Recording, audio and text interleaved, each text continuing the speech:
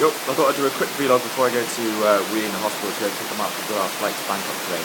I mainly thought I'd do a quick vlog because it started raining a bit, and I don't know if you can notice, but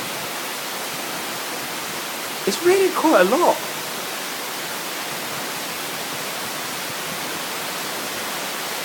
And I know Jeff and Jason are at the swimming pool now, which is just down there.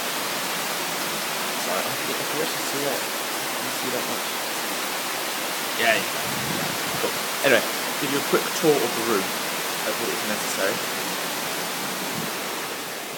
In this 5-star resort, I'm going to find a pillow menu. Don't know where I put it. Anyway, there's a menu for your pillows, so you can choose the right pillow. I don't know where it's anyway, we've got free fruit. Better than what we've normally got. The bathroom, as you do. Ta-da! Anyway, so yeah, this is the room for 3 of us.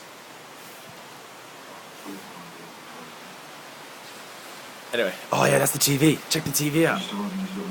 It's so thin. It's so thin.